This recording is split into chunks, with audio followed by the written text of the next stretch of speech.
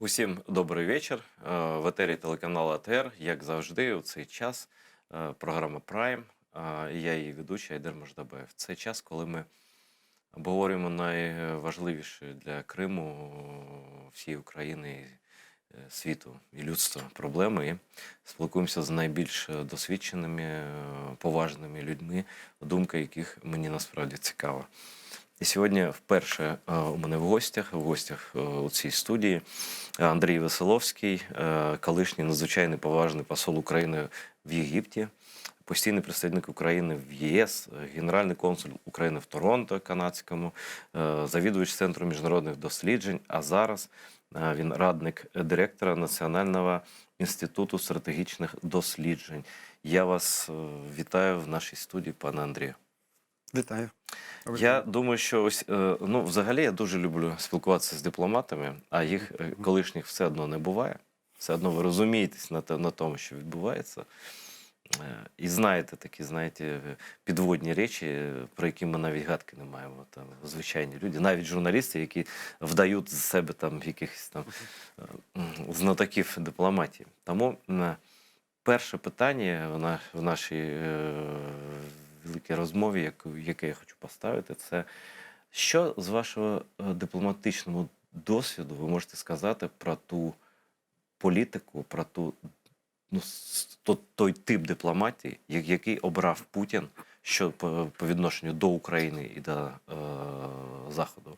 І як, наскільки звичайно, чи екстремально, чи незвичайно зовсім відповідає Захід, Україна тощо? Тобто вся ситуація вашими очима.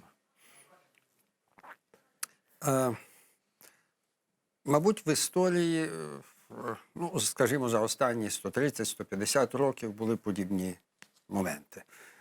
Подібні моменти були завжди, коли велика, сильна, явно більша за сусіда держава намагалася його до чогось примусити мирним шляхом, щоб зекономити на своїх життях і на своїй економіці. Або, якщо це не виходило, починалися бойові дії.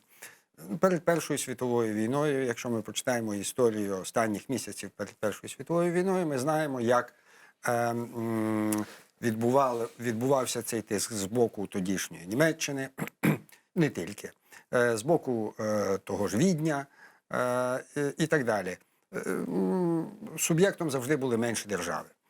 Ми знаємо також, що це повторилось перед Другою світовою війною. Ми знаємо, як, наприклад, Чехословаччину примушували віддати частину своєї території, так звані Судети, під прапором захисту співвітчизників. Тобто історія... Нічого нового загалом це немає. Нічого нового. І, знаєте, як от з ваших слів виходить, що шляхетність – це не про політику взагалі. Не про політику.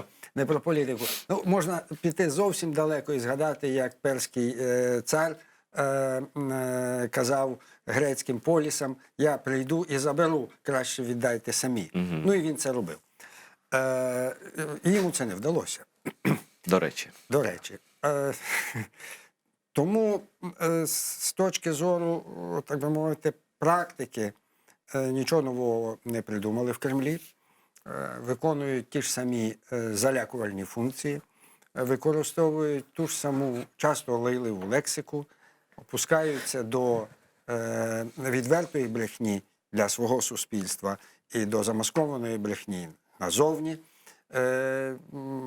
намагаються, як би це сказати, публічно принизити не лише керівників сусідньої держави, але й саму державу. Та й взагалі кажуть, що це не держава. Це все випадковість. І дуже в цьому плані характерний недавній візит президента Франції Макрона в Москву. Прокоментуйте, цікаво ваша думка. Коли він стояв як школяр невдаха, а Путін йому розказував, що мы Крым-то забрали, и вот и дальше мы это потому, что там же нету государства. Это же там же хунта. То есть это не грех, ми прийшли і взяли то, що плохо лежало.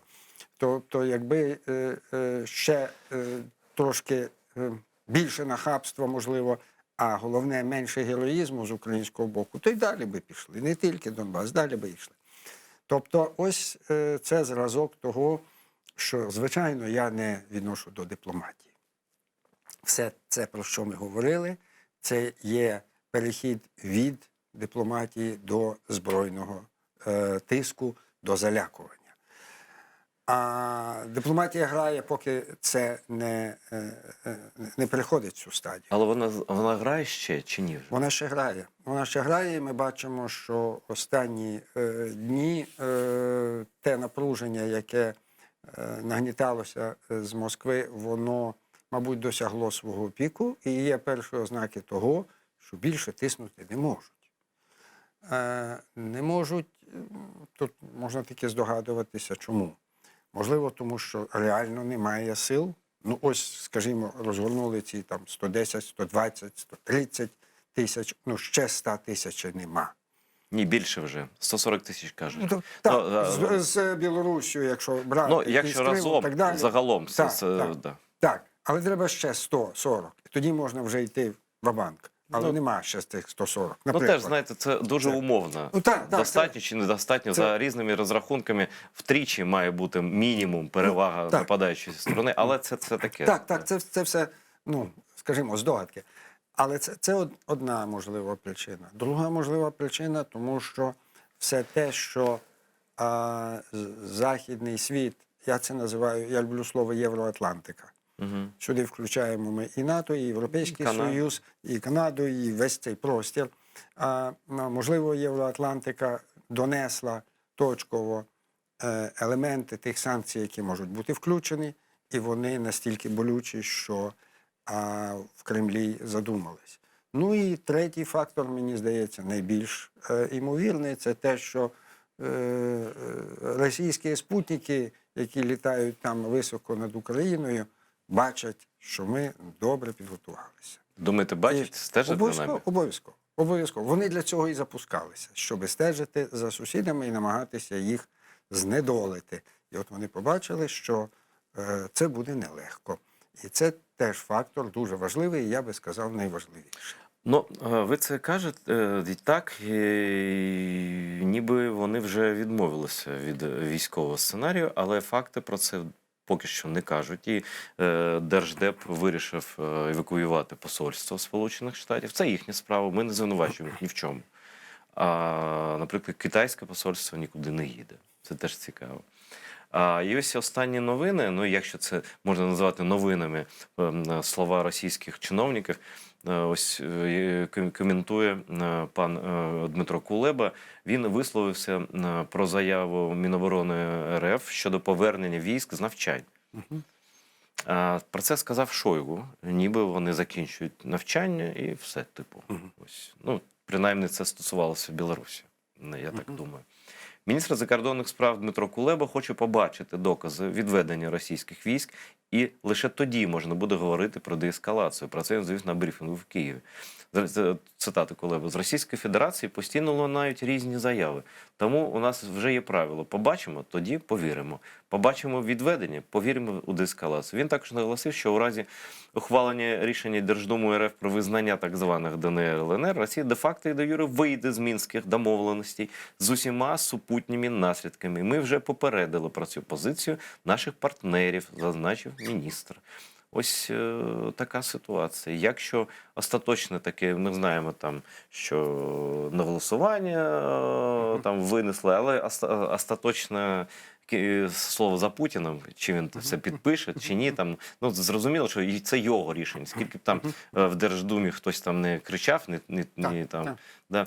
І, ну, що ви думаєте, що дійсно вони почнуть відводити війська перші, чи визнають ДНР, ЛНР? Невдячна дуже справа вгадувати. Мені здається, що цього розрекламованого широкомасштабного наступу не буде. Але це не означає, що Росія припиняє воювати проти України. Можливо, 10 тисяч із 140 відведуть, а решту 130 залишать. Ну, хоча б тому, щоби показати тій же Євроатлантиці, що вони не знімають своїх претензій. Питання не в тому, чи нападуть завтра, чи нападуть післязавтра. Питання в тому, що Росія не відмовилася від політики знищення української держави, яка вона є.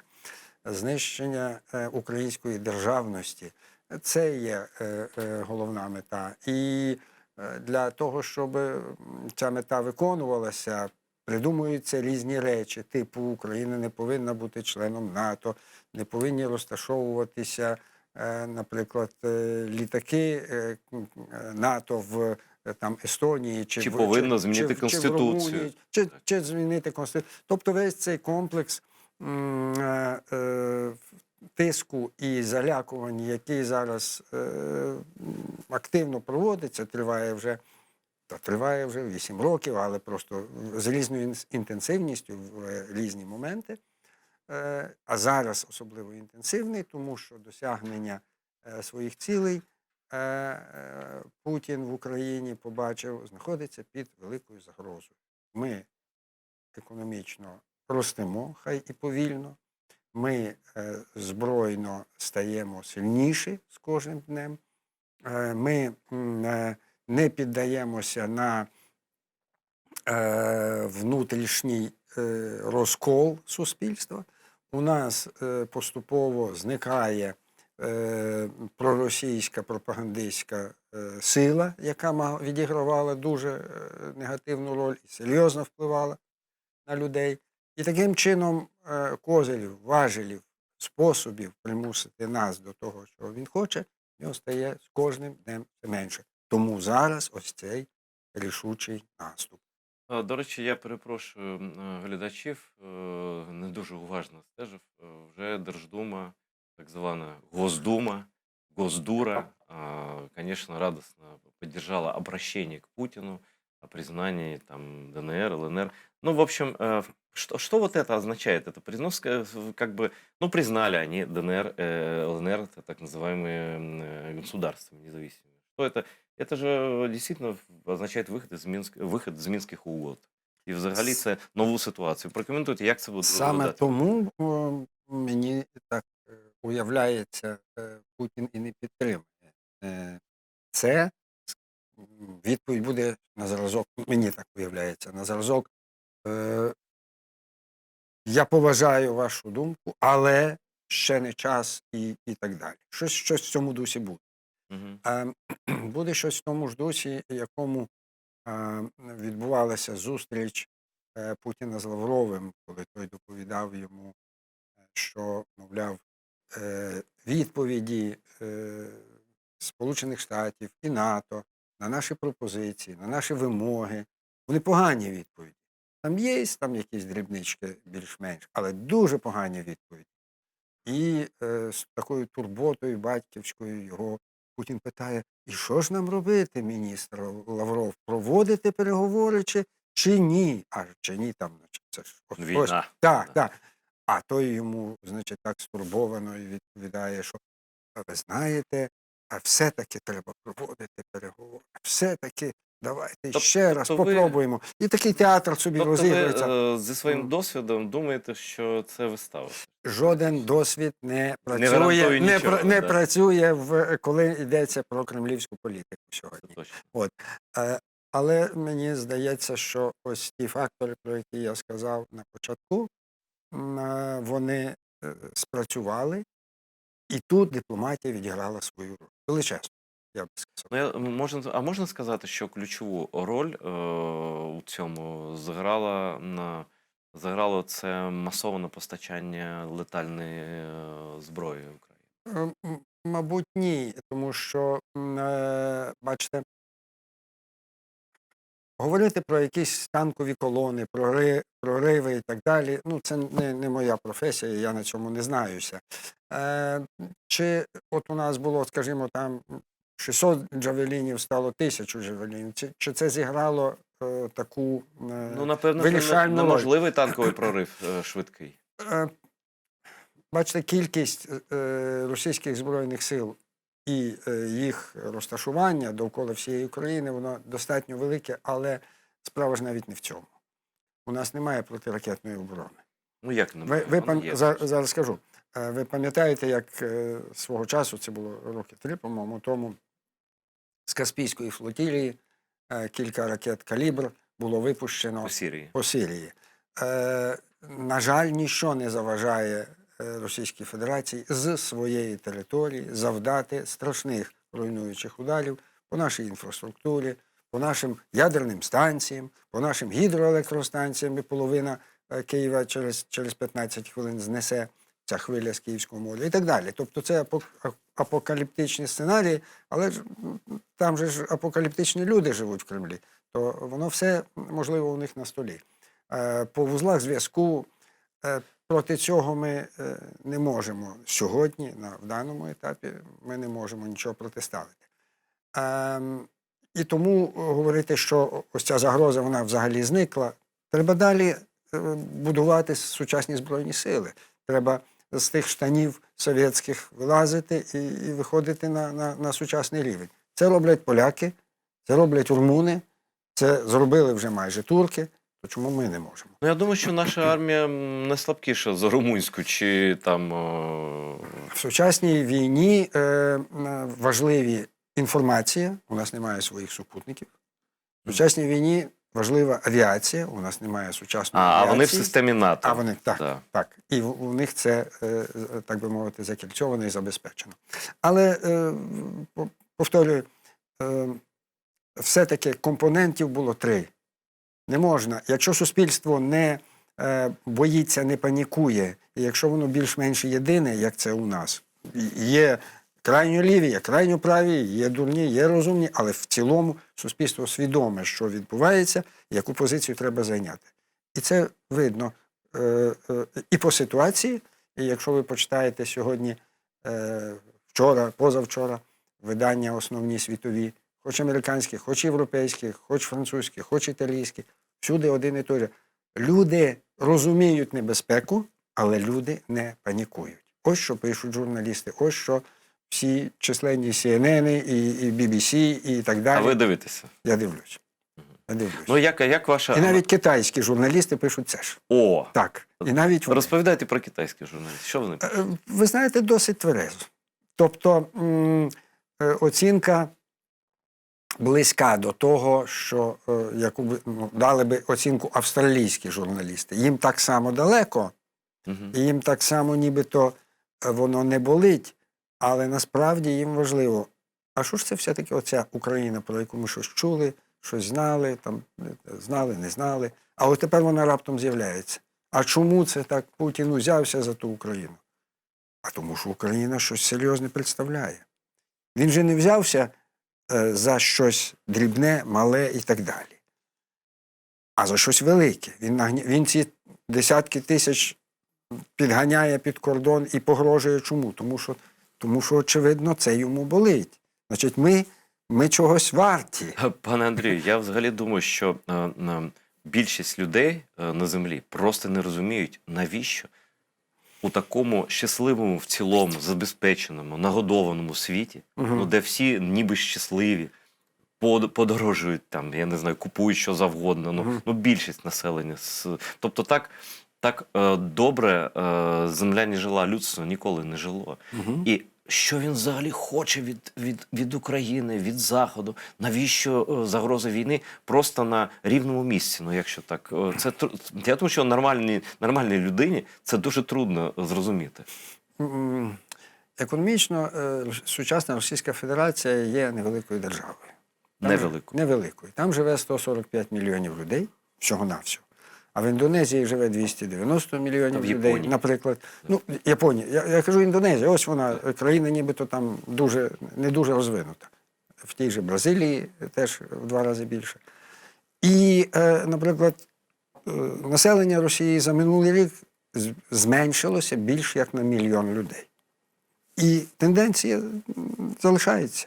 Незважаючи на колосальну кількість іммігрантів, в основному з Центральної Азії, але не лише, які залишаються в Російській Федерації, які там працюють на найгірших, найбрудніших роботах, але цей приплив все одно не балансує.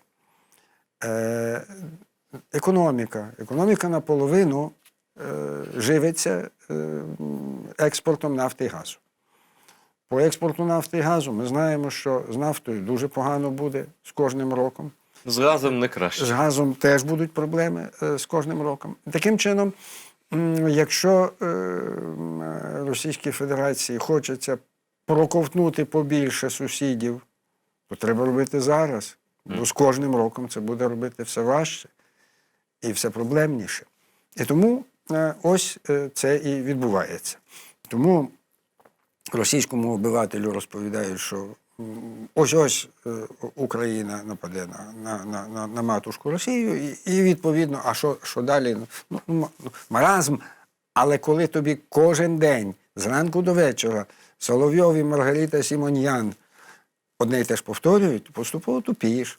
Це і відбувається з російським суспільством, на жаль. А ви знаєте, там є таке явище цікаве, до речі. Мені розповідають люди, які дивляться, які спілкуються там з людьми, ну, наприклад, у Москві, в Ніжньому Новгороді, що, може, вони перегодували людей цією мілітаристською пропагандою, і люди вже, ну, знаєте, такий синдром це Вовка, коли постійно кажуть про Вовка, а Вовка немає, і кажуть, ти, хлопчик, вже задовбав, да? Ми не віримо. Так. І там явище таке, ну, по-перше, несприйняття інформації, да, яка війна, як таке може бути. Ну, є там деякі люди, які кажуть, там, ми всіх порвемо, там, всі.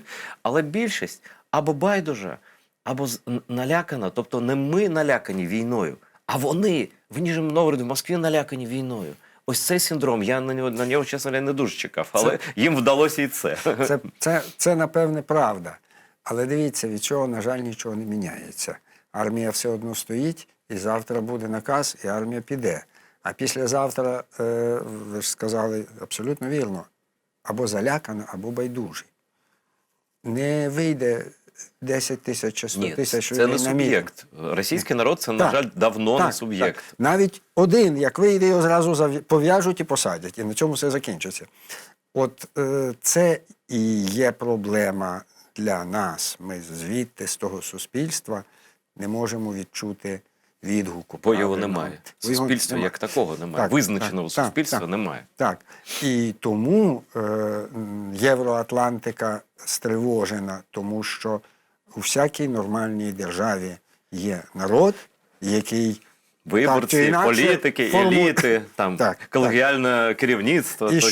І щоб ми не казали про там, деякі інші держави, де ми кажемо, там нема демократії, все одно певною мірою є якась еліта, яка... Ви про Китай. Про Іран? Ну, навіть Іран, так. Чому? Все ж таки там не одна людина керує. Звичайно. І є течії, і ці течії, ми можемо їх побачити в місцевому парламенті. А тут нічого. Да. А тут нічого. А тут як Білорусь. Можемо лише вигадувати, чи є там якісь ці вежі Кремля, чи там є якісь там змови один проти одного. Змови, хто ближче до вуха Путіна долізе. Вже ніхто не ближче. Ви ж бачили ці зустрічі з Шойгу, я не кажу про Макрона, Шойгу, його найближчі люди, з якими він ледь не спить там в наметі, в тайзі.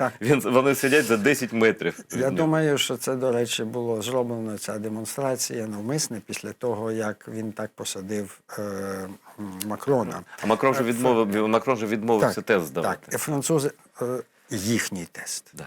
Французи образилися і серйозно на це, і, власне, французьке суспільство, яке існує, на відміну, як ми говорили. Вже років 200 з гаком. Так.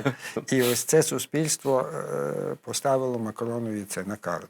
Як ти себе поводив? Тобто, згадують, як принизливо поводилися з Борелем.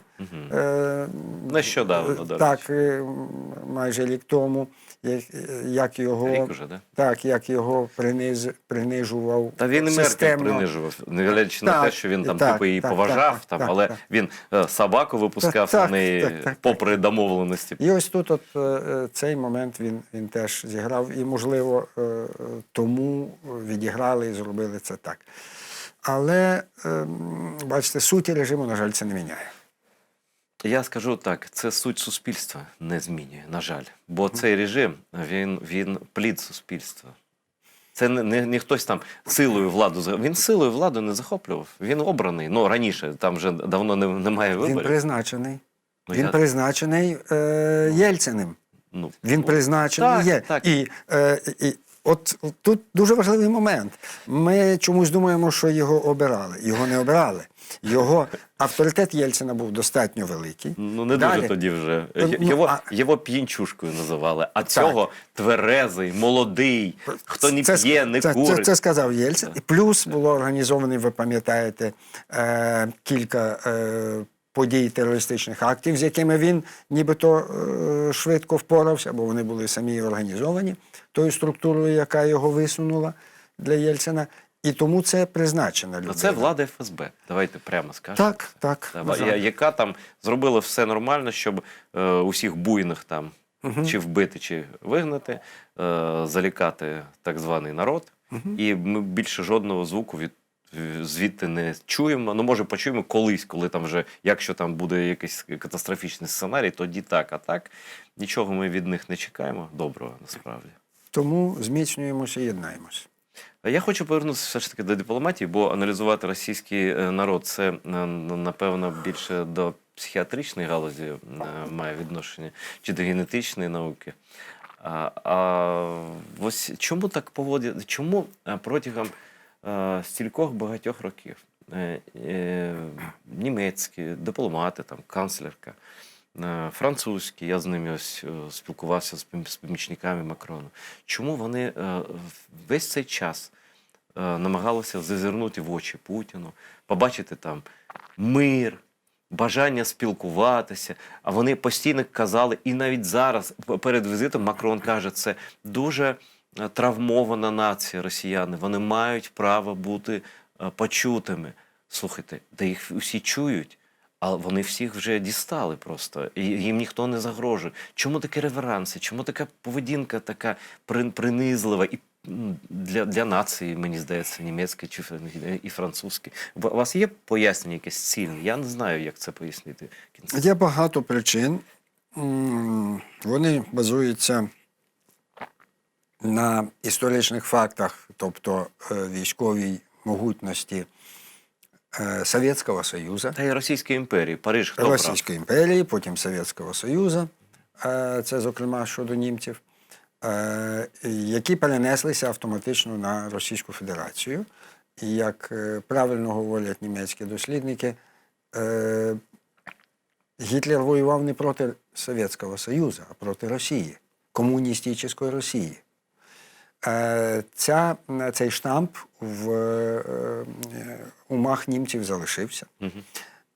Французи відчували себе завжди загрожені з боку Німеччини, тому їм потрібен був союзник, і цим союзником була ця Російська імперія, а потім Совєтський Союз. Таких друзів ворогам не побажаєш. Так, але коли закінчувалась Друга світова війна, Франція знаходилася в дуже невдалій ситуації, і політичній, зокрема. І де Голля в Лондоні терпіли, але вбачати в ньому лідера рівного собі ні британці, ні американці не хотіли. Якби не наполегливість Сталіна, цього б не сталося. Не було б Великої Четвірки, а була б Велика Трійка. А Сталіну потрібно було збалансувати. Так, і він це зробив. Таким чином, розумна політика. Таким чином, Німеччина має цю стигму поразки і вини. Франція шукає меншовартості і балансу. І ось воно, і так ці суспільства виховувалися десятиліттями. І вони породжують еліти такі самі. І вони породжують такі самі еліти, на які накладається активна російська грошова політика. Тобто ми маємо прем'єр-міністра Фіона, колишнього... Тобто ми з вами дісталися до каси нарешті. Так. Який обіймає посади в російській нафтовій галузі. Ми маємо Шрёдера, який в «Газпромі» керує. До речі, Олаф Шольц – це керівник соціал-демократичної партії. Так, Шрёдер був теж керівником соціал-демократичної партії, канцлером в цьому зв'язку. Недавно німецькі газети розкопали цікавий факт. Виявляється, Шрёдер їздить в Німеччину і зустрічається з керівництвом соціал-демократів. І активно... Шрёдер їздить? Так. А де він живе? В Москві.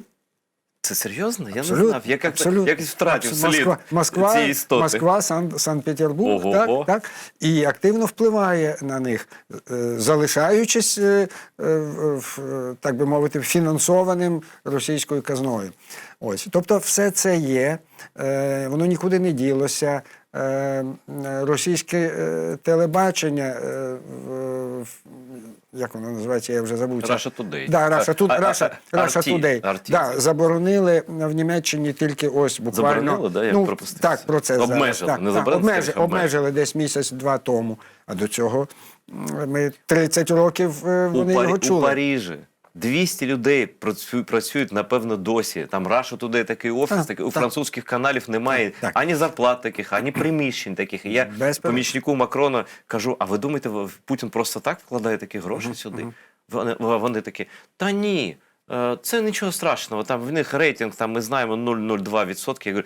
Я кажу, це не про рейтинг йдеться. Бо просто коли у вас щось почнеться, а потім почалися за рік, за два ці жовті жилети, так. хто розповсюджував всю інформацію, хто розпалював, хто зрештою приїхав знімати сюжет замовний для Russia Today з польського кордону, з того боку, під час кризи. Парижський офіс Russia Today. Ось так. Вибачте за таку ремарку. Ні, про ілюстрацію. все правильно. Тобто суспільства були підготовлені, австрійське суспільство теж значною мірою підготовлене до цього. Були проблеми і в Італії. Ну, на щастя, останніми роками, останні кілька років поступово італійці лікуються від цієї зарази. І, до речі, і останній прем'єр-міністр веде достатньо послідовну, розумну політику. Іспанці потихеньку починають. До речі, я здивований був іспанською позицією. Вони так чітко, виразно і... Росія дістала і іспанців. А було... Всіх. Росія дістала всіх. Можна заголовок таки зробити. Було помічено, що деякі настрої іммігрантів з території Марокко, з території Алжиру в Іспанію, вони кимось підігріваються. Ким же вони підігріваються? Як це так відбувається? Напевно, новою Гвінеєю. Напевне. Отже, всі ці речі, вони зараз поступово усвідомлюються. Швидкого розриву бути не може. Більшість молоді, за останніми опитами, хороші були опити, недавно робили в Європі, загальноєвропейські, більшість молоді у Франції вважає російське керівництво ворожим, і яке веде мілітаристську і неправильну політику. А це класно, до речі. Так. Коли ми дивимося на іншу вікову групу, 50+, там настрої інакші. Воно не відрізняється кардинально, але там, скажімо, 60, а там 40. Інша. Тенденція є. Те ж саме відбувається і в Німеччині. Не міг ні Більд, ні Шпігель написати 5 років тому те, що вони пишуть сьогодні про Путіна, про Москву, про російське Вони ж порівнюють вже в Німеччині. Вже це неможливо було декілька років тому. Мені колеги німці казали, що ми не можемо порівнювати там Путіна з Гітлером чи навіть з Муссоліні. То це просто неетично там туди-сюди. Зараз можна вже. Тобто, чи можна сказати, пане Андрію, що може не остаточно, але до свідомості європейців дійшло нарешті, з ким вони мають справу у вигляді путінського керівництва Росії? Ні, не можна. Не можна. На жаль, не можна, тому що коли ви сядете з політиками сьогодні розмовляти, вони згадають всі ці речі, про які ми зараз говоримо. Вони... У них перед очима стане, як Макрона сажали за довгий стіл, як... ну і так далі. Багато чого всього. Але в останньому рядку у них буде в голові написано таке: але ж є великий російський народ. Ми повинні допомогти йому відновити демократію. Тобто період цей короткий, 92-й, 99-й чи 7-й, вони вважають, це була демократична Росія і так далі. Вони не глибоко копають в цьому сенсі. І переважна більшість західних політиків, крім, можливо, американців, і британців, вони ще продовжують жити в тій парадигмі, що є великий руський народ, якого тимчасово пригнітили, але він дуже хоче демократії. А хто? Інопланетяни з космосу Ну, висадилися в отакий Кремлі? невдале керівництво. А таке. де логіка? Не шукайте логіку в коханні. Там немає її. Якщо вас вирощували протягом 200 років, що ми любимо Росію там під Ейфелевою вежею, то ми її далі любимо. А взагалі дивно, пане Андрію, от чим ви поясните такий факт, так? Ну, от важко уявити, що, наприклад, в Україну чи в Литву, там, у Швецію приходить окупант, ну, деякий окупант, да? І щось він над своєю мовою щось кричить. І звертається до місцевих як до прислуги. І раптом ці люди, литовці, шведи, чи хтось чують це незнайоме слово, кажуть, класно, як він на нас кричить, як на слуг. А давайте назвемо кафе «Бістро». Ну, я не уявляю таке, ніде, крім Франції. Чому так? Па-па-па. Ні, ну правда цікаво. Інколи це ринок. Мабуть, комусь це було смішно, але ж ми не забуваємо, що коли російська армія вступала в Париж, то вона не поводила себе так, як поводила себе совєтська армія, яка вступала в Берлін в 45-му році. Ось. Тобто це була інша армія, це між собою воювали царі і королі. Суспільства залишалися приблизно на тому ж рівні. Ну, давайте залишимо французів, нехай там. Давайте до німців. Мені свого часу я мав змогу розмовляти з хорошими, високими німецькими дипломатами і завжди звертався до цієї теми. І вони, різні люди в різний час говорили приблизно одне й те ж саме. У нас відбулася денацифікація. Нас вчили в школі, ось таких маленьких, і до інституту, університету. Нас вчили, що ми були неправі, що ми вчинили злочин проти людства, що нас насправді звільнили з одного боку американці, з другого боку радянці. Це було звільнення від нацизму, і ми повинні бути їм завжди вдячні. А я питав, кажу, ну, німці ж бомбили Дрезден. Кажу, так, правильно, і ми бачили ці руїни Дрездену і думали, бо нас так вчили, що це була прикра помилка. Насправді, воно було все-таки прагненням нас демократизувати і нам допомогти. Ну і дійсно, та жахлива Німеччина, яка була за Гітлера, вона ж перетворилася на іншу Німеччину. Знайшлися люди в Німеччині, які відкинули цей нацизм, так би мовити, і збудували нову демократичну Німеччину. Але ця травма, вона залишилася. Її впроваджували протягом десятиліть. І ця травма сьогодні не дозволяє старшим людям відкрити очі на те, що робиться сьогодні в Росії. Але молодь вже живе сьогодні. Молодь живе сьогоднішнім, бо вона бачить сьогоднішні факти, вона має гаджети, і в тих гаджетах... І там жах. Так. Безпідставна агресія, вимоги божевільні, тощо. Я, правда, не розумію, де тут логіка, коли американці допомагають, вкладають гроші в економіку, в демократію. Фактично ж Федеративна Республіка Німеччина це ж ну, дуже схоже на Сполучені Штати. Система дуже схожа. І система демократії, суди тощо. Це вони все принесли туди після нацизму. Радянський Союз вивіз фабрики, заводи, просто пограбував, зґвалтував жінок фізично, це було страшно, так? Вони потім убивали людей на Берлінський мур. Да, на Берлінському мурі. Так. Тобто там злочинів, причому таких жорстоких, багато. Але опитування декілька років тому, я читаю, американці – це ворожа держава, Росія – це дружня держава. Ну, зараз кажуть, вже не так, але це було якесь божевілля просто, на мій погляд. І сьогодні більшість французів середнього і старшого віку вважає, що Америка більш небезпечна для них, ніж Російська Федерація. Повторюю, в молоді тренд інший, але це поки що тільки тренд. молодь поки що не сидить в Єлисейському палаці і не сидить в національних зборах. Так що це ще попереду, будемо сподіватися. Ми знаємо причини, і ми їх згадали.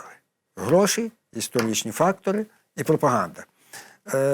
Інколи дуже зручно уявляти собі чи створювати образ такого приємного, гарного, далекого приятеля, який там тобі завжди допоможе, руку подасть і так далі, і від якого йде газ і нафта. О, І тепло, і зручно, і ситно. Так. Ось воно це. Ну, як ви думаєте, ось вже той самий Борель, якого ви згадали, принижений в Кремлі, каже, що у випадку початку будь-яких бойових дій проти України, нових, Північному потоку-2 каюк. Тобто Путін чогось все ж таки добився. Своєю наполегливістю. Протилежний бік. Знаєте, та прес-конференція, яка тут була під час приїзду німецького канцлера в Київ, ну і інші вислови з німецького боку на багатьох рівнях, вони показують, що в цьому суспільстві, в цьому діловому світі ухвалено рішення Північний потік підтримувати це, до речі, і зберігати. Але... І зберігати. Відносно того, чи вони його закриють, якщо Путін піде військами.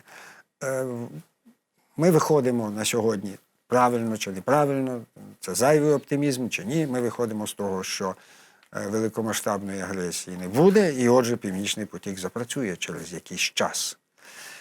Нам важливіше не щоб запрацював чи не запрацював Північний потік, а щоб не перестав працювати український газовий потік. Українська система, яка сьогодні помпує газ з Росії до Західної Європи, до Центральної і Західної Європи, важливо, щоб вона продовжувала працювати.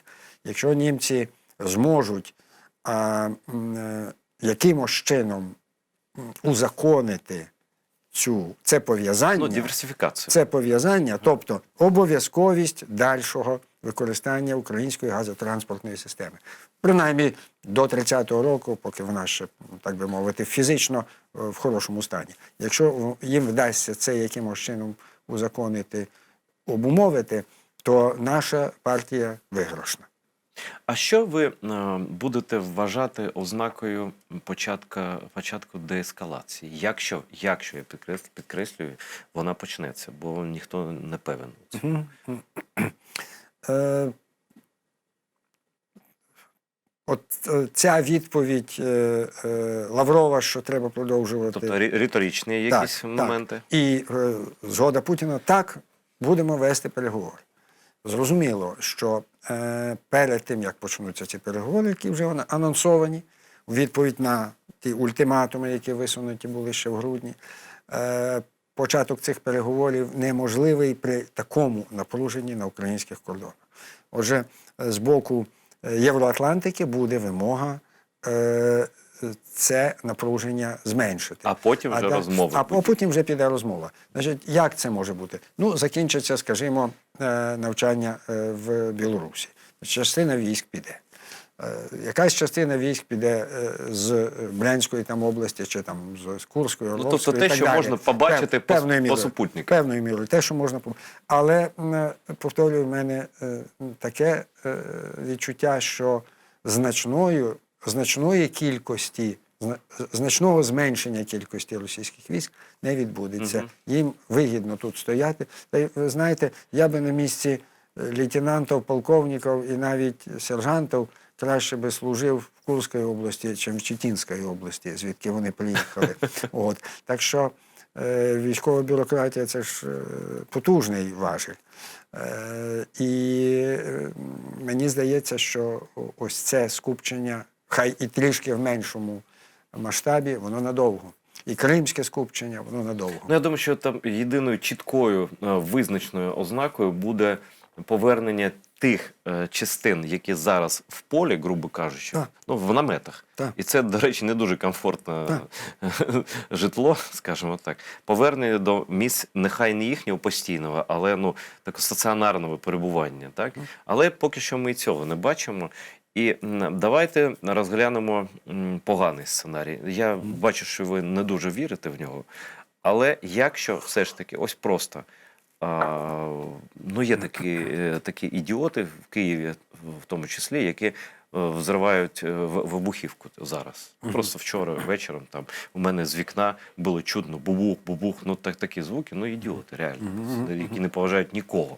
І я думаю, що владі треба вести там відповідальність за таку діяльність конкретну і потужну. Але я так уявив собі, ну ось бабах, почалося. Що далі? Відносно відповідальності у нас є закон, який був прийнятий ще в 2014 році, який забороняє петарди і вибухи і так далі. Просто його ніхто не виконує. Ну, так само, як у нас ніхто не виконував законодавство, яке забороняло під час підйому цього ковіду, забороняло ходити без масок, забороняло там працювати без масок, так, ми про ідіотів говоримо. Але ніхто його не виконував, на жаль.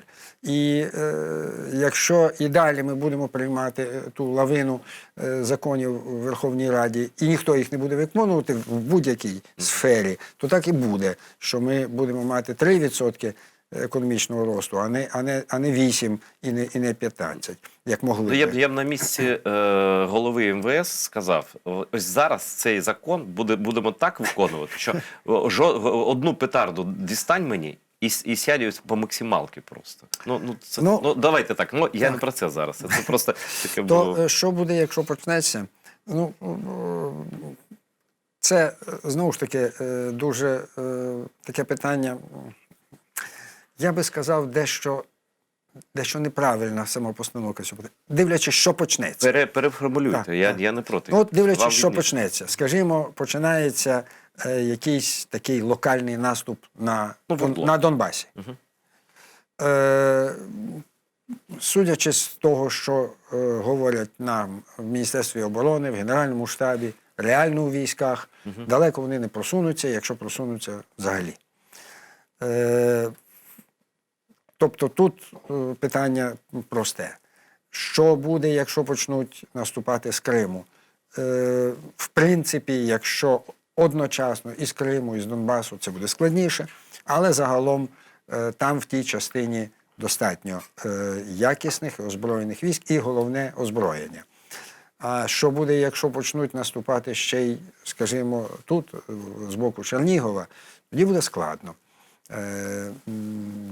Мені невідомо, і, мабуть, і не повинно бути відомо, це військова таємниця, що у нас там на цьому напрямку є, і чи воно приготовлено. Щось я чув, говорити, що я чув, не буду. Нібито є, і так далі. І, нарешті, найгірший сценарій, що буде, якщо почнеться військово-космічна операція. Ракетно-бомбові удари по вузлах зв'язку, по інфраструктурних основних вузлах, цілях і так далі, і так далі. Це буде, звичайно, трагедія і велика. Загинуть тисячі, якщо не десятки тисяч людей. Я навіть не про трагедію, це зрозуміло цілком. Я про можливу реакцію Заходу, на яку ми можемо більш-менш розраховувати. Я думаю, що Захід відключить все. Якщо станеться таке, він відключить все, в тому числі газо- і нафтопроводи. Він відключить і авіаційне сполучення, він відключить і залізничний, автомобільний зв'язок. Все, що можна відключити, буде відключено. Тому що такі дії будуть свідчити про готовність їх повторити далі. Тобто це перехід Рубікону. Проти Польщі, проти Болгарії, проти Литви, вони спроєцюють це на себе. Австрії. Вони сприймуть це як репетицію удару по них самих. І тому відключать все. І звичайно, через якийсь невеликий проміжок часу в Росії почнеться хаос і катастрофа. Слухайте, у мене є таке особисте історичне припущення. Звісно, там це не можна повернути назад історію.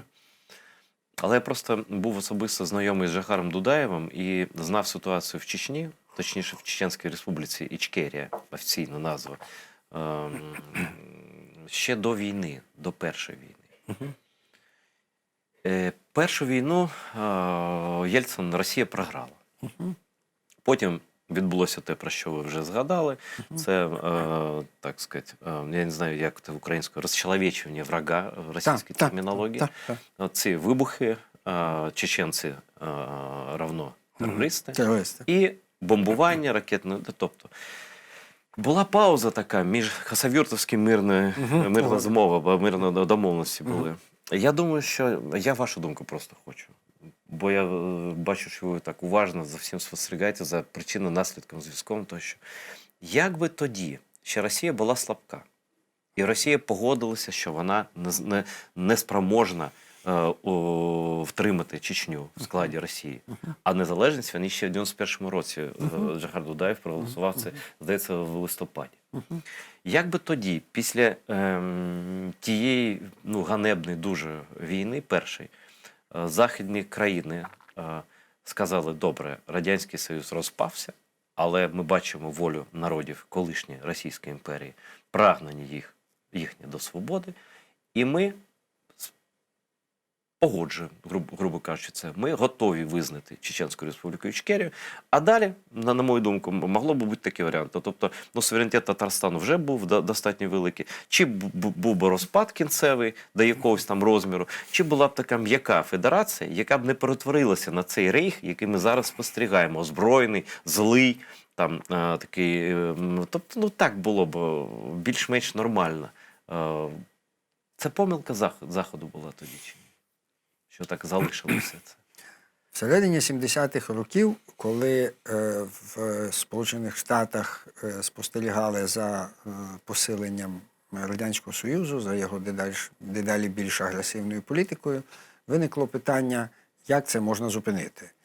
І було вирішено, давайте допоможемо Китаєві стати на ноги, і Китай стане тим балансом, який буде... Допомогли. Вони допомогли, Китай став на ноги.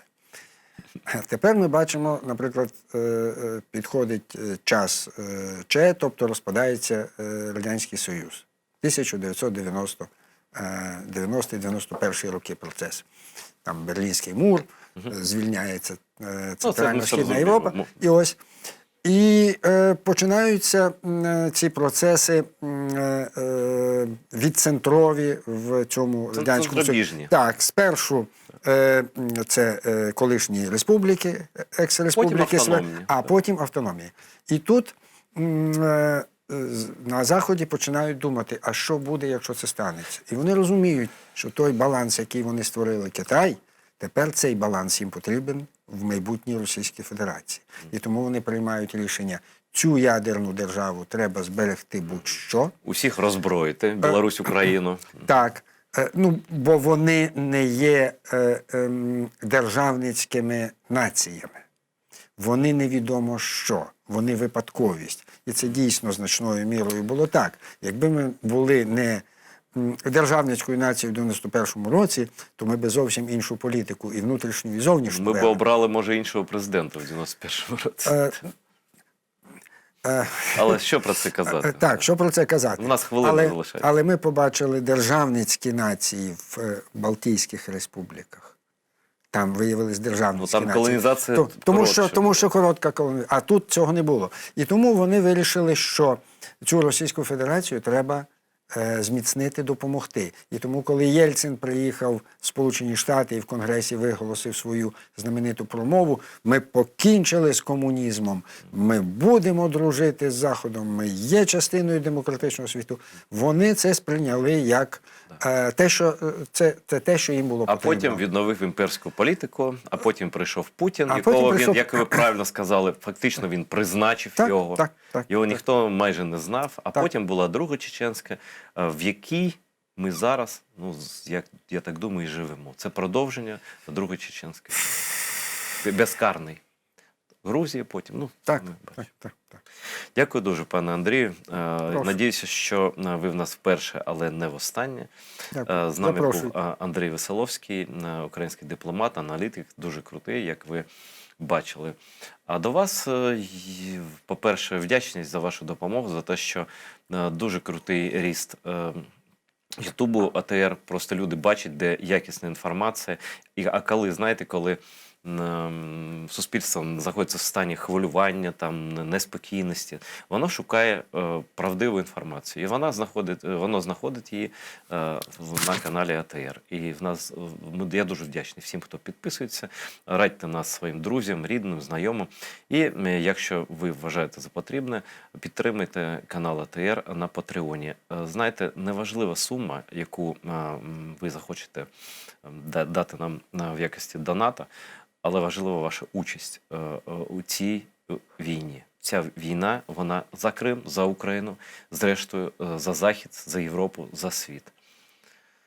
Дивіться АТР, до нових зустрічей.